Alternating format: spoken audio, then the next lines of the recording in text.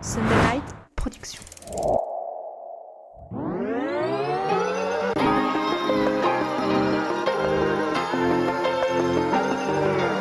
Bienvenue sur le podcast Dans la tête d'un cycliste, l'émission dédiée à tous les passionnés de vélo sous toutes ses formes. Chaque semaine, Arnaud Manzanini part à la rencontre de celles et ceux qui font le cyclisme pour nous inspirer et nous aider à nous améliorer.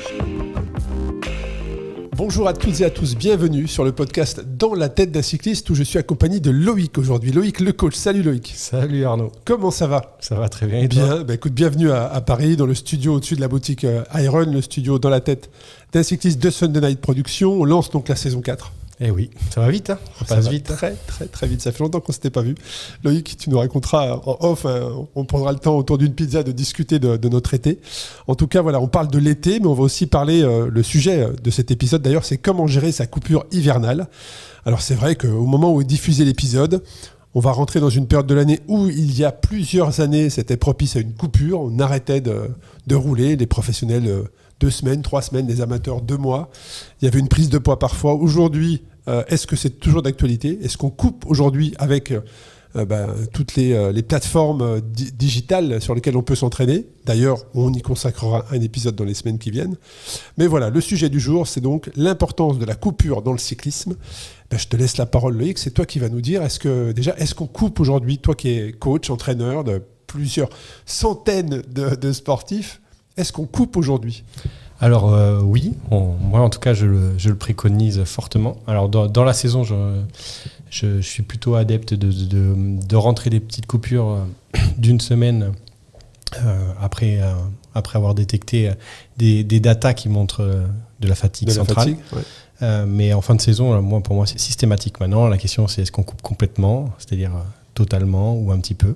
Et ça, c'est le vrai débat. Et par rapport à ce qu'il faisait avant et ce qui se fait maintenant, il y a pas mal de changements. Et c'est sûr. Déjà, quand tu dis une coupure d'une semaine dans la saison, en tant qu'ancien bigorexique, une semaine, c'est impensable. Tu vois, c'est impensable. Maintenant, ça aussi, c'est quelque chose d'intéressant de discuter. C'est sur, quand tu l'expliques, sur quand les tu le personnes positionnes. qui ont une addiction à l'activité physique, comment gérer aussi. Et quand tu éduques surtout, parce qu'il faut expliquer pourquoi, et en tout cas, c'est mon mode de fonctionnement. Si tu m'avais accompagné dans mes grandes années et que tu m'avais expliqué par A plus B pourquoi il est important, je pense que je t'aurais probablement écouté. Alors, on va rentrer dans ce sujet justement qui est la coupure. Donc c'est intéressant ce que tu dis parce que toi, tu le préconises. Maintenant, est-ce qu'aujourd'hui, les sportifs le pratiquent ? C'est-à-dire que c'est très facile aujourd'hui de faire du Zwift ou de faire du Rouvy ou du Wahoo connecté, réalité virtuelle, gamification du cyclisme, qui est vraiment une discipline maintenant du e-sport totalement reconnue. Et dans les années à venir, j'ai eu quelques échos en interne par certains journalistes, on va probablement vers une explosion du e-bike, en tout cas du e-cyclisme, de manière vraiment très très très impressionnante. Donc on va restons dans le sujet du jour qui est la coupure. Alors, c'est quoi une coupure ? C'est-à-dire, est-ce que ça peut se préconiser sur de la récup active ? C'est-à-dire que tu coupes les efforts intenses ou est-ce que c'est vraiment l'arrêt total de l'activité physique ? Voilà. Là, le sujet, c'est vraiment mieux comprendre qu'est-ce que la coupure en cyclisme. Alors voilà, donc l'idée, c'est de parler de cette coupure de fin d'année qui fait suite à une longue saison. Intense, avec beaucoup de jours de course ou beaucoup de jours de cyclo-sportive ou un entraînement avec un volume important, dans le but d'assimiler tout le travail qui a été fait. Aujourd'hui, il faut bien comprendre une chose, et ça je l'explique souvent, c'est que si vous voulez progresser, il faut savoir équilibrer l'entraînement avec les temps de repos. Parce que sans repos, vous ne pourrez jamais progresser, sans entraînement, vous ne progresserez pas, et c'est le juste dose entre les deux qui est important. Et quand vous arrivez à un moment donné, vous allez tellement solliciter votre corps qu'il est important de respecter une pause plus longue. Et donc, c'est très variable.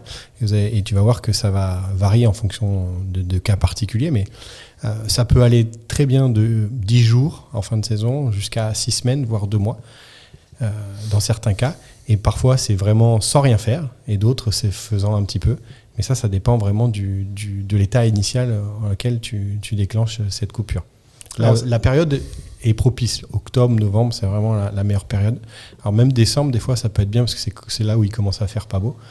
Mais décembre, ça peut être plus compliqué parce que quand tu es routier et que tu fais des courses dans les fédérations, tu te retrouves à devoir commencer en février et là, le temps pour te remettre est trop court. Mais voilà, la bonne période, généralement, c'est octobre, novembre, décembre.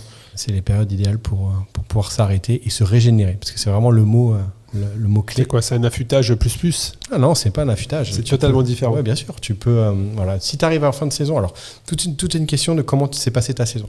Si tu arrives à la fin d'une saison où tu as pu bien gérer tes charges d'entraînement et ton niveau de fatigue physique, mais surtout mental, psychologique, mental, tu arrives à pouvoir réduire cette coupure. D'accord ? Plus ou moins actif, ça on va en parler après. Mais par contre, si tu arrives à la fin de saison complètement vidé, et un des signes qui montre que tu es vidé, c'est que tu n'as plus du tout envie de t'entraîner, et là, par contre, il faut prendre le temps nécessaire pour le faire, et souvent de façon complètement passive. Alors c'est vrai, quand tu me parles de coupure, moi je suis abonné à Strava, donc mes entraînements automatiquement remontent sur Strava, et tout de suite, tu as ton indice de performance, je ne sais pas comment on peut le dire, mais tu as cette petite courbe de forme. Et moi, j'ai pris le réflexe, alors peut-être que c'est un mauvais réflexe, mais de regarder. Voilà, parce que tout cet indice est lié avec tes datas. Donc tes pulsations, ta puissance, ton kilométrage réalisé sur la sortie, sur la semaine, sur le mois, bref, ça te donne un indice de performance. Et donc je me prends souvent en jeu de me dire, tiens, est-ce que j'ai progressé ? Et tu vois cette petite courbe monter. Et là, pour l'anecdote, et on en parlera aussi sur un épisode un peu plus tard, c'est moi, j'ai eu une coupure, mais subie, suite à une fracture et une blessure de 7 mois, et je suis reparti de 0. Ça m'était jamais arrivé que mon indice soit à 0, tu vois. Et donc, effectivement, quand tu t'entraînes, tu vois que cette courbe augmente, et tu peux avoir tendance... mais c'est le piège du bigorexique, c'est tout à fait le cas, c'est d'être un peu absorbé par mince, je m'arrête, mince, ma courbe de performance ou de forme, je ne sais pas comment on peut l'appeler, diminue, donc je suis moins performant, donc je ne m'arrête pas. Tu vois ce que je veux dire ? Je vois très bien. Mais alors voilà, moi je vais te répondre, cette courbe-là, déjà elle t'est indiquée via des données qui sont en partie objectives, mais surtout subjectives, et surtout elle ne mesure pas tout. Et cette courbe-là, dans ton esprit, il faut qu'elle soit tout le temps en croissance ou alors stabilisée. D'accord ? Moi, je vais te dire autrement. Aujourd'hui, si tu veux progresser, la progression, elle n'est pas linéaire. Tu ne vas pas progresser tout le temps de la même façon sur un temps régulier. Par contre, si ton indice de forme, si je te dis que ton indice de forme sur ces plateformes réduit un petit peu pour que derrière, on reprenne une croissance alors que c'était en train de se stabiliser, tu me dirais quoi ? Ah oui, je vais le faire. Oui, bien sûr. Voilà. Donc c'est toute une question d'esprit en fait, d'éducation, d'explication au départ. Le repos est quelque chose d'obligatoire. Se régénérer les muscles, c'est quelque chose qui est compréhensible pour tout le monde. Quand on a une courbature, c'est un fait. Là, c'est un mot qu'il faut les cellules fonctionnent, mais les cellules de nos organes, les cellules, les neurones, ils fonctionnent aussi de la même façon que nos cellules musculaires. Et ça, tu le perçois pas, donc, ou en tout cas pas directement. Et donc du coup, c'est plus difficile de comprendre la nécessité de couper, surtout en fin de saison. Est-ce que, toujours pour mieux comprendre la coupure, est-ce que la coupure, c'est à ce moment-là que tu travailles avec tes athlètes ou est-ce qu'elle permet de planifier la saison suivante ? Est-ce que c'est dans ce moment-là que tu te dis, OK, maintenant je me retourne sur la saison passée, je fais le point, et voilà d'où je viens, voilà ce que j'ai fait cette année, vers quoi je veux tendre la saison suivante ? C'est exactement la période idéale pour faire ça. C'est déjà faire un bilan de ce qui a été fait. Donc il y en a qui en ont besoin, d'autres qui en ont moins besoin. Donc ça, c'est très individuel, c'est pas quelque chose que je vais imposer. Mais si on me sollicite pour ça, je le fais avec plaisir. Ça permet, tu sais, il y a des gens, ils ont toujours besoin d'être rassurés parce qu'ils ont toujours l'impression de ne pas être bons ou de se dénigrer. Et donc ça, ces personnes-là, à ces moments-là, ils ont besoin de faire un bilan et surtout avec des chiffres, tu vois, avec des datas, montrer qu'ils ont progressé, ce qui les rassure et qui leur permet de s'ouvrir vers une nouvelle saison. Après, c'est aussi la période idéale pour réfléchir à la suite.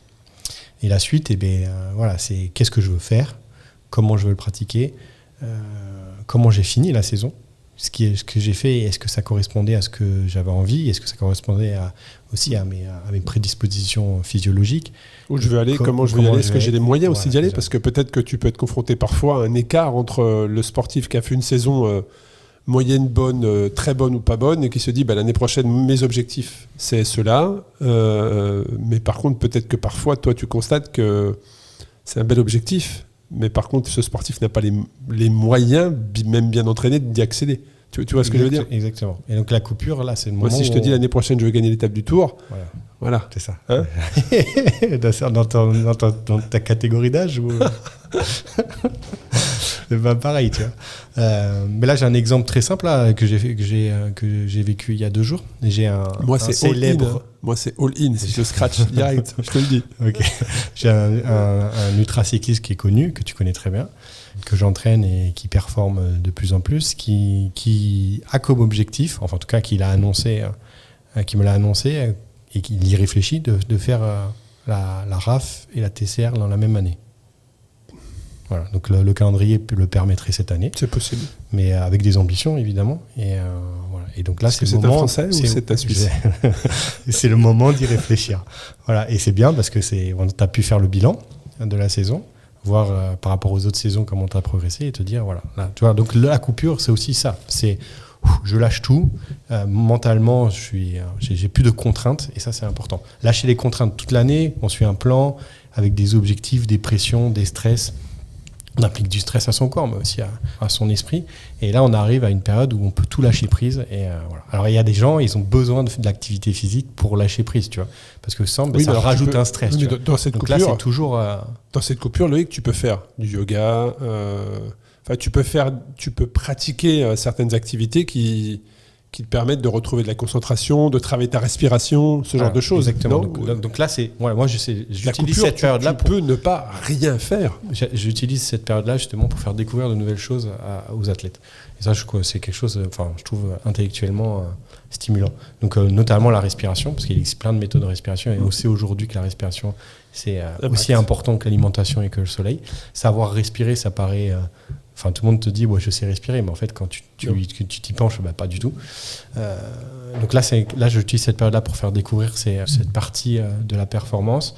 Donc les gens ils sont souvent très curieux et ils avancent sur des différents protocoles. Après c'est aussi la période pour s'ouvrir à d'autres sports. Moi j'adore proposer aux gens de découvrir des sports autres que le cyclisme. Donc ça peut être la natation, courir, mais aussi les sports co, parce que tu retrouves un aspect social. Puis il y a ceux qui, la sortie du dimanche avec les copains est indispensable, et donc là il faut adapter. Voilà. Par contre, si à la fin de saison on a détecté des signes de fatigue intense, notamment au niveau du système nerveux central, comme des troubles du sommeil, troubles de l'humeur, le manque d'envie, les troubles digestifs, là par contre on va rentrer dans des sphères de repos plus strictes, où là le repos passif sera pratiquement indispensable. Et là, les pratiques respiration, yoga, méditation vont prendre plus de place avec ces gens-là, et avec des protocoles alimentaires aussi plus spécialisés. Et quel est l'impact de la coupure sur l'aspect physiologique, si on parle biologie, sur la récupération ? Donc j'imagine sur le système nerveux, les hormones, parce que quand tu es habitué à t'entraîner 8 heures, 10 heures, 15 heures, 20 heures pour certains dans la semaine, et qu'il y a un arrêt, il y a forcément un impact physiologiquement. Quel est cet impact sur la coupure ? Comment elle impacte physiologiquement, hormonalement, un sportif ? Quand un organisme vivant est stressé, il met tout en place des processus en cascade pour s'adapter à ce stress. Sauf qu'à un moment donné, si ce stress il est constant, l'organisme vivant perd sa capacité, en tout cas, ne peut plus résister. Et donc, c'est ce moment de repos qui lui permet de remettre en place tous les mécanismes qui va mettre face au stress, de régénérer tous ces mécanismes qui va mettre au stress, et qui vont pouvoir se relancer à ce moment-là de façon optimale. Je peux utiliser une image, c'est comme si tu prenais un couteau et que tu t'appuyais jusqu'à avoir au moment où ça saigne. Si tu l'enfonces tout le temps, la plaie va être de plus en plus ouverte. Si tu arrêtes de appliquer ce stress sur ta peau, au bout d'une semaine, la peau va se refermer et tu pourras réappuyer dessus. Tu vois. Il y a aussi de la charge mentale, parce que il y a quelques professionnels qui écoutent ce podcast, mais il y a beaucoup d'amateurs surtout qui écoutent ce podcast. Et donc, qui dit amateur, dit que tu as un travail à côté, tu as une activité professionnelle et que tu mets dans ton agenda de la semaine ou du mois des sessions d'entraînement, et que parfois cette charge mentale peut être importante. Sans parler de la préparation de la compétition, de la cyclosportive, où l'objectif que tu as préparé, où la charge mentale augmente au fur et à mesure du temps, et quand l'événement se rapproche, mais il y a aussi ce stress nerveux de dire, voilà, je te donne un exemple, mais il est 17h, je suis toujours au travail, j'ai prévu mon entraînement à 18h30, il n'y a pas de métro, comment je vais... Enfin, c'est des petits détails, mais ça a un impact sur la charge mentale. Alors là, tu vois, avec mon expérience, je me suis rendu compte qu'on parle beaucoup de mental, de psychologie. Et j'ai remarqué que c'était avant tout biologique dans la plupart des cas. C'est-à-dire qu'on retrouve des facteurs biologiques qui expliquerait ces comportements d'anxiété, de stress augmentés, alors qu'ils ne le sont pas à d'autres moments. En fait, ça s'explique assez vite, assez facilement. Le stress que tu appliques sur tes cellules, on appelle ça à une réponse qu'on appelle le stress oxydatif. D'accord ? C'est-à-dire que tes cellules vont répondre d'une façon où ils expriment une oxydation plus importante des cellules du fait au stress. Ce stress oxydatif, biologiquement, tu peux le détecter. Voilà, via la mesure d'enzymes. Et en fait, on retrouve tout le temps, chez ces personnes-là, une explosion de ces indicateurs. Et en plus, souvent, on retrouve des signes d'inflammation bas grade ou alors de porosité intestinale qui sont concomitants avec tout ça. Parce qu'en fait, le stress de l'activité physique a un impact direct sur l'intestin. Parce qu'à ce moment-là, il y a une ischémie. Enfin, bon, en gros, l'intestin se fragilise à l'activité physique. Et on trouve des signes biologiques quand c'est trop excessif et que l'organisme ne peut plus compenser le stress. Et souvent, en fait, et même quasiment systématiquement, les gens qui ont une baisse mentale de motivation ou des anxiétés qui augmentent ou qui ont des difficultés à trouver le sommeil, ont des signes biologiques avant-coureurs de ces choses-là. Donc en fait, c'est pour dire aux personnes, c'est pas votre tête qui va pas.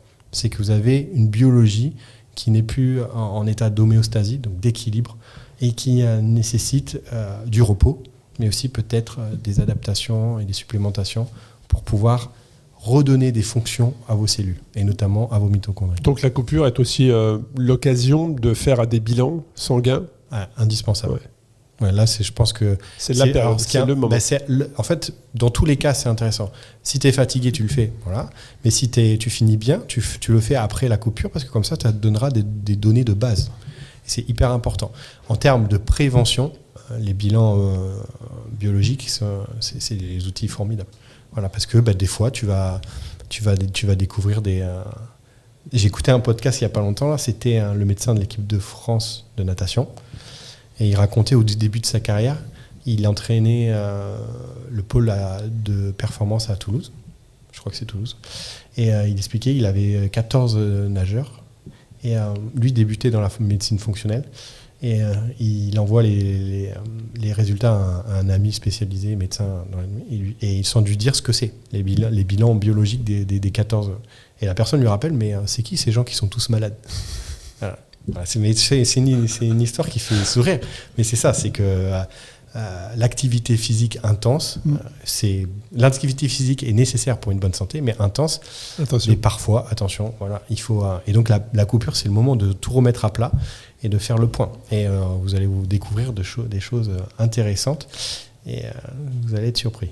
Alors, on avait fait un épisode il y a quelques temps sur nos centrales nucléaires.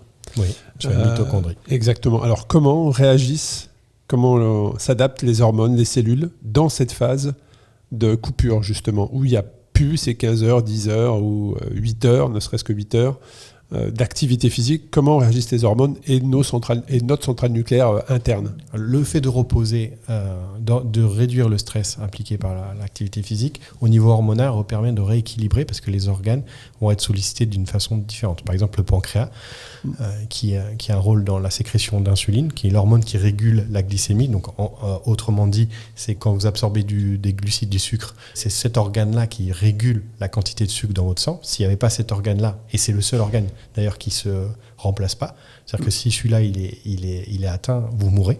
D'accord ? C'est le seul organe dont on ne peut pas se passer. Ouais. Voilà. C'est cet organe, le pancréas. Quand on pratique de l'activité physique, il est tout le temps sollicité. Voilà. Tu comprends pourquoi.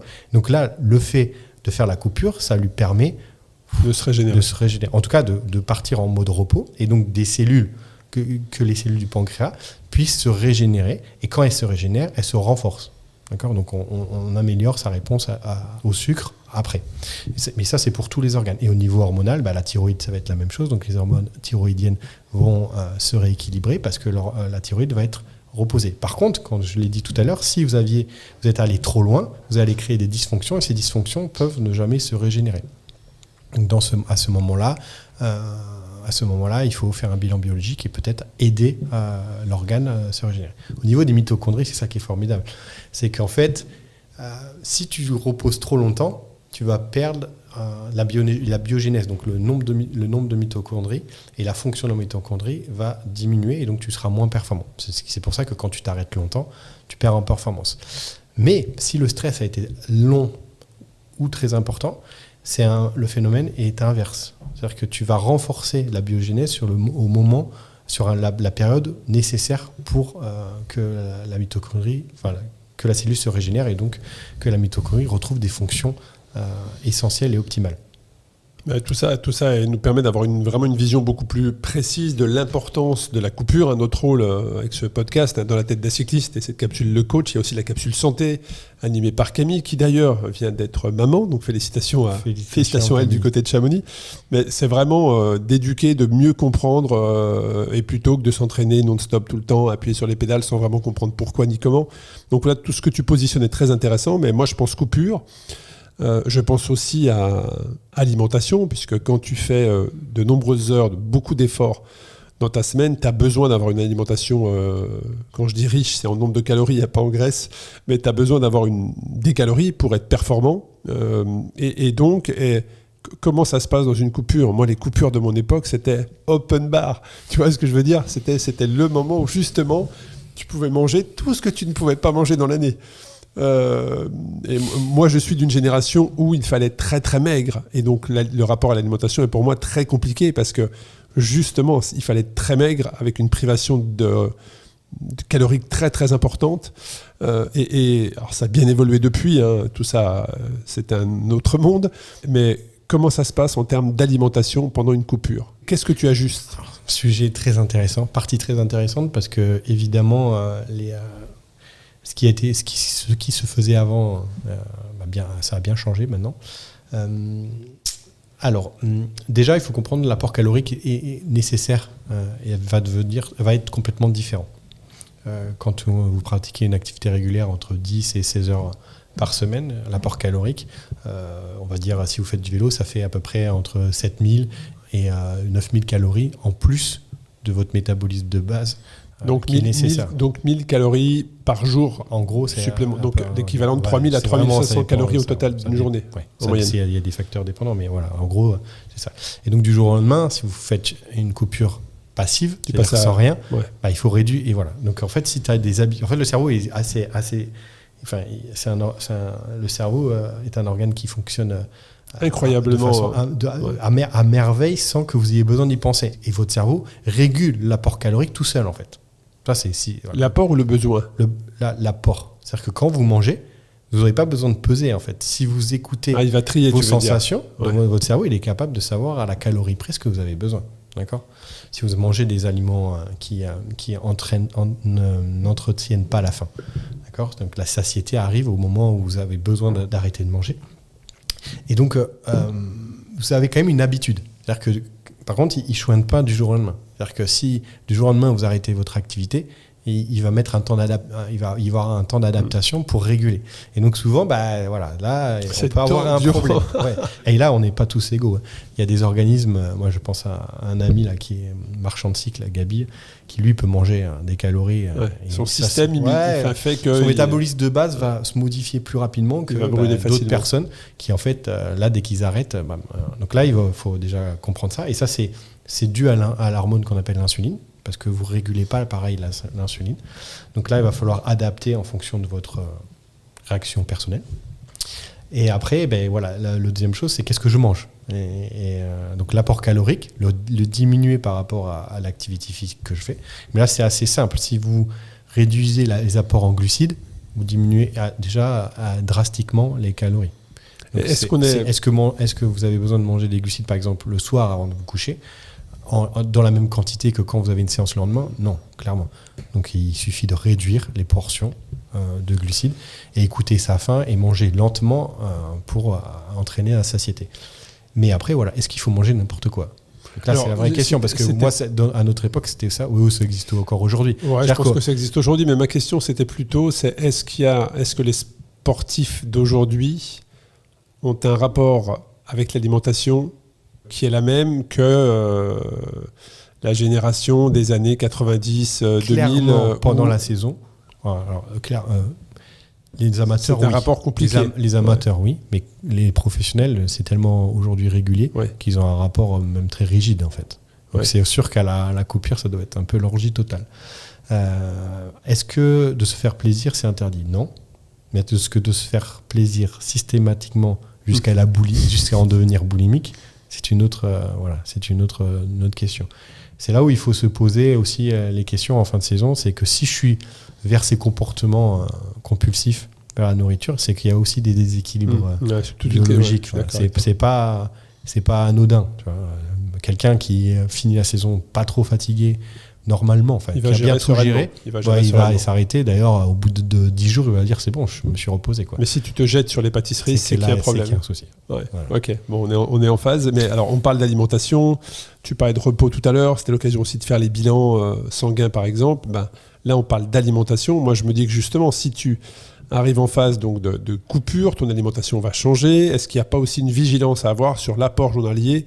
Je parle en termes de nutriments, de micronutriments, tu vois. Pour pas créer ce déséquilibre, et quand tu reprends, t'as pas eu les bons nutriments ou les bons micronutriments. Comment ça se passe ? Donc on a parlé des calories, l'apport calorique, ça c'est une chose. Et après, il y a l'aspect fonctionnel de l'alimentation. Et ça, c'est essentiel. Le stress que vous avez entraîné via la pratique sportive, qui se traduit par ce qu'on appelle un stress oxydatif au niveau des cellules, nécessite une réponse biologique pour contrer, balancer, pour que l'adaptation cellulaire continue à se faire. C'est-à-dire que pour que votre organisme continue à progresser, il faut qu'il y ait des choses qui se passent au niveau de votre organisme et qui nécessitent l'apport de nutriments. Donc le bilan biologique peut permettre de mettre en exergue des déficiences, ça c'est la première chose.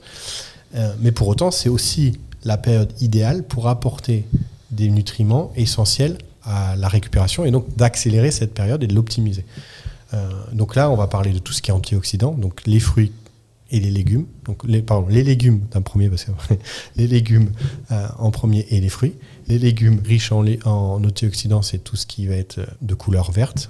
C'est très généralement oui, ça fonctionne en pleine couleur.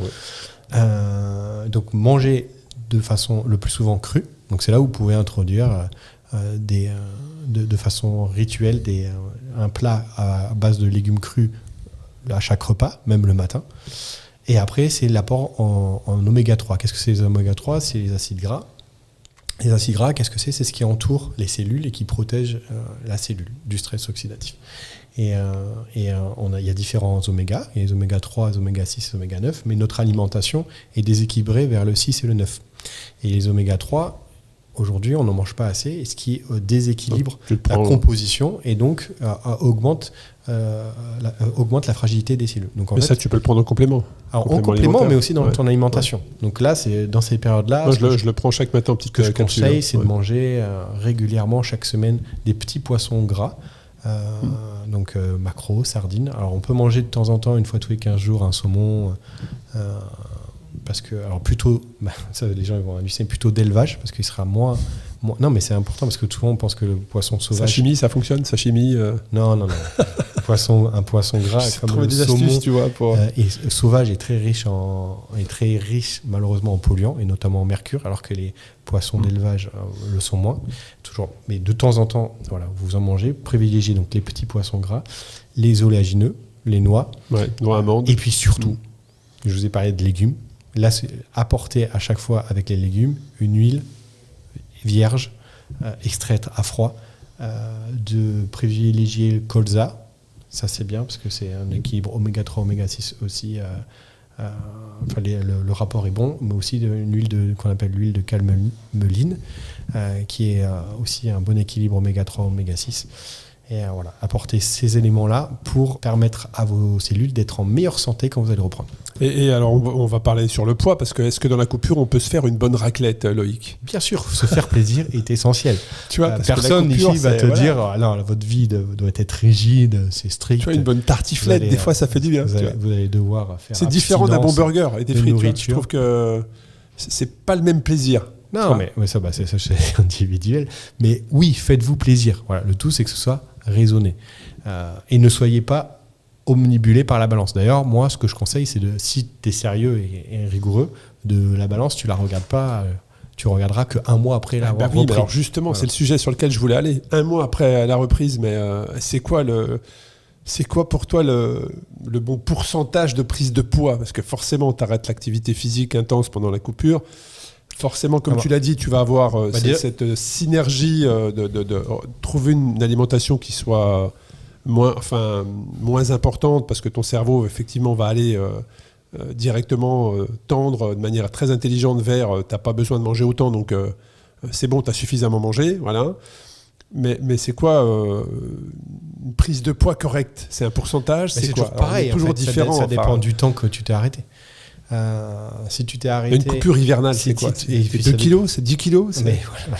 Si tu t'es arrêté 10 jours et que tu as pris 4, là, on a un problème, monsieur. Ouais, là, je suis d'accord. Voilà. Si tu t'es arrêté 2 mois et que tu en as pris 4, c'est un peu moins gênant. Et quelqu'un qui s'arrête 7 mois et qu'on prend 3. Mais c'est plus une coupure hivernale. Ça. Ouais, c'est vrai, c'est un autre sujet, c'est vrai.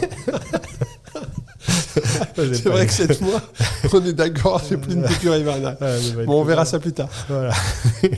Donc, si tu fais une coupure hivernale, normalement, entre 3 et 5 kilos maximum. 5 kilos, ça devient beaucoup, mais bon, si tu t'es arrêté 2 mois, parce qu'en fait, ce que j'ai dit en introduction, il y a des personnes qui ont l'obligation de s'arrêter 2 mois, parce qu'ils sont arrivés à un état de fatigue tel que les indicateurs font que les indicateurs biologiques sont tellement effondrés ou explosés pour les indicateurs négatifs qu'il faut 2 mois pour que l'organisme se régénère.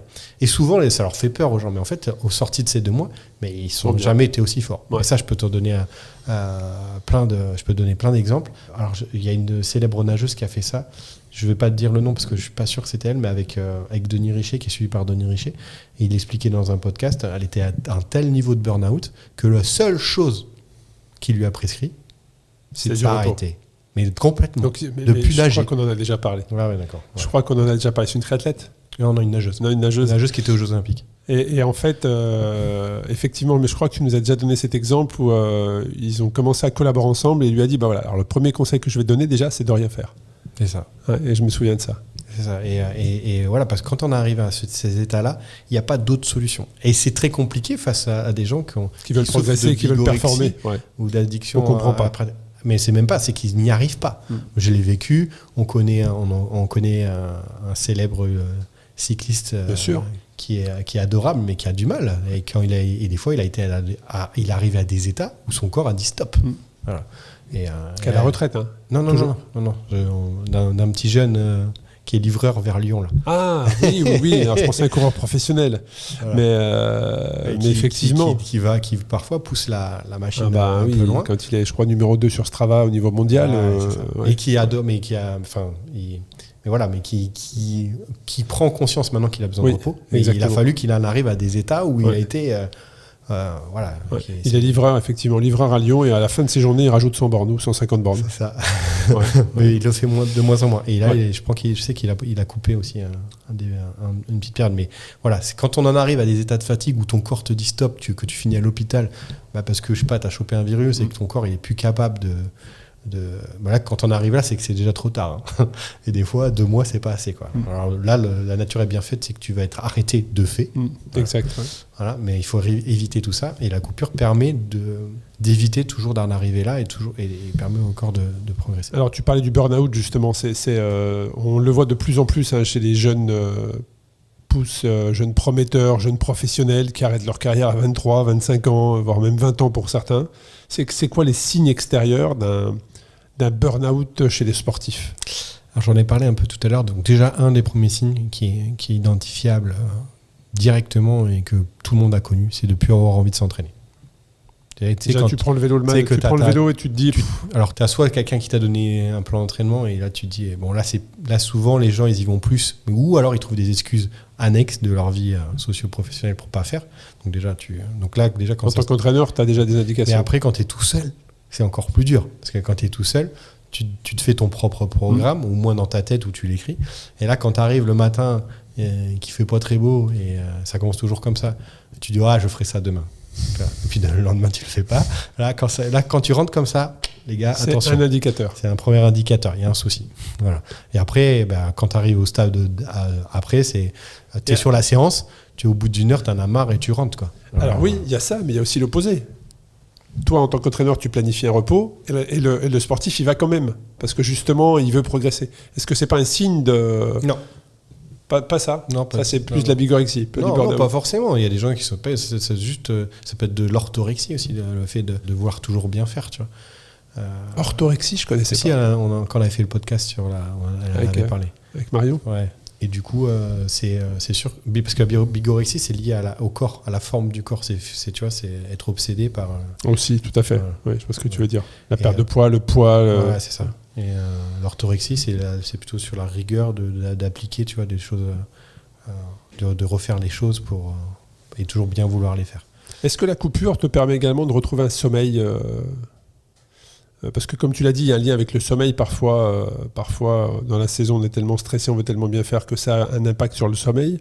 Est-ce que justement la coupure est une manière aussi de retrouver un rythme ?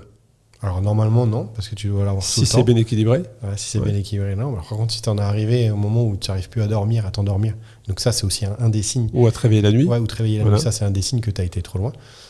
Et le troisième signe dont on n'a pas parlé, c'est les troubles digestifs. Si toute l'année tout va bien et puis d'un coup tu as des troubles digestifs, donc des ballonnements ou des selles qui sont plus de la même consistance, là c'est aussi des signes que tu as besoin de coupure. Et donc si le sommeil, s'il a été déréglé, oui, là, évidemment il va falloir... Mais ça c'est, par contre, le sommeil est très lié aux hormones, tu vois. Donc ça veut dire que souvent qu'il y a une déficience. Et donc là, le bilan biologique, il est nécessaire. Voilà. Parfois la repos va aider, et souvent, mais n'est pas suffisant. Ça c'est intéressant. Je pense que tous ceux qui nous écoutent, là c'est la période de faire d'aller voir votre médecin, de faire vos bilans et de bien les comparer si vous en avez eu d'autres. En tout cas de bien le conserver, d'en refaire un dans quelques semaines ou dans quelques mois pour voir justement comment la coupure a impacté votre système. Et puis qui dit coupure dit aussi reprise, parce qu'il y a une coupure. Là on parle de la coupure, mais du moment où il faut la positionner dans l'année, de comment elle se compose, mais de cette préparation de reprise, ça veut dire que tu ne reprends pas avec le même rythme que quand tu t'es arrêté, j'imagine. Alors oui, ça c'est très important. Et c'est là où on trouve des aberrations, notamment chez les pros. Enfin, moi maintenant de moins en moins. Mais il y a eu une période où ils enchaînaient directement avec des stages, où ils allaient, faire le stage après la coupure.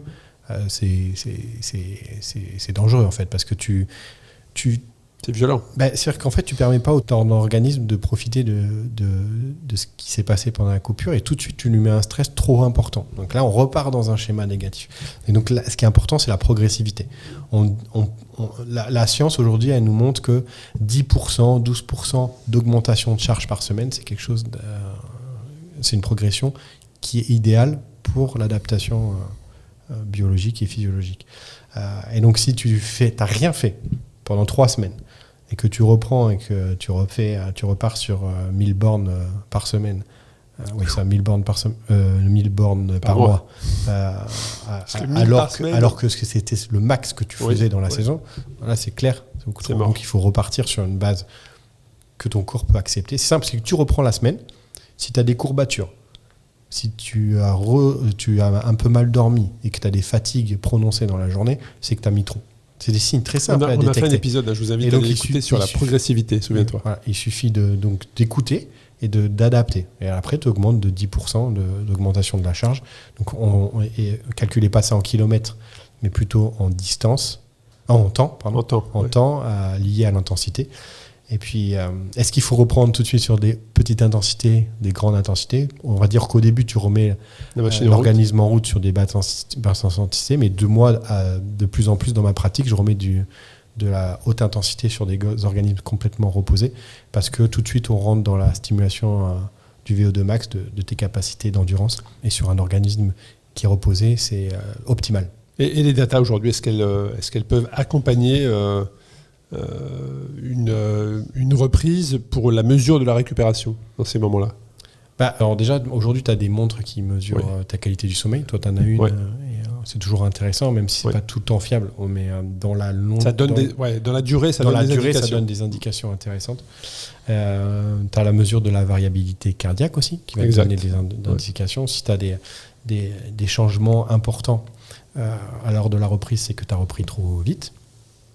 Et après, tu as aussi plus directement la façon dont ton organisme va répondre aux intensités ou à la charge d'entraînement de façon plus globale, de semaine en semaine, notamment des datas directes qui vont être la puissance ou de façon un peu moindre la variation de la fréquence cardiaque d'une sortie à l'autre. Bon, tout ça est très intéressant. En tout cas, je pense que comme les auditrices auditeurs, moi j'ai appris beaucoup de choses et ça donne envie de creuser. On arrive sur la fin de l'épisode. Loïc, pour résumer, ça serait quoi les points clés de la gestion de la coupure? Faire un bilan de sa saison, de son état de fatigue à l'instant T et adapter le temps de repos en fonction de cet état de fatigue. Si je finis la saison et que j'ai bien tout géré toute la saison, peut-être qu'une semaine, 10 jours suffiront. Et est-ce que j'ai besoin de rien faire sur une durée aussi courte? Je le conseille. Parce que jusqu'à 10 jours, vous perdez rien. Vous perdez rien de ce qui a été fait avant. Rien. Si j'ai fini fatigué, que j'ai une baisse de motivation, que j'ai des troubles intestinaux, que j'ai des troubles du sommeil, donc là, prendre plus longtemps. Au moins une période passive. Introduire petit à petit des activités externes au vélo. Et puis si je ne peux plus et que je veux absolument faire du vélo avec les copains le dimanche, allez-y, vous ne prenez pas la tête. Simplement, le reste du temps, maximiser les temps de repos ou des activités à basse intensité avec une alimentation saine et ça fera l'affaire. Et reprenez quand vous vous sentez reposé. Parfait. Un grand merci Loïc pour tous tes bons conseils. Moi, je vous invite à appliquer les conseils de Loïc, à écouter aussi tous les anciens podcasts des saisons passées sur la capsule Le Coach, justement, où Loïc donne, on parle de mitochondrie, on parle de centrale nucléaire, on parle de progressivité, de sommeil. Donc, n'hésitez pas à revenir en arrière et écouter les podcasts des saisons passées. N'hésitez pas non plus via les différents réseaux ou directement sur le site, à nous poser des questions ou partager vos expériences. C'est toujours très intéressant pour nous. Et puis également, si vous avez des sujets ou des thèmes que vous souhaiteriez que l'on traite. En tout cas, un grand merci Loïc. Merci à tous. Et puis je te dis à très bientôt pour un nouvel épisode du podcast Dans la tête d'un cycliste, mais surtout de la capsule Le Coach. À bientôt. Merci.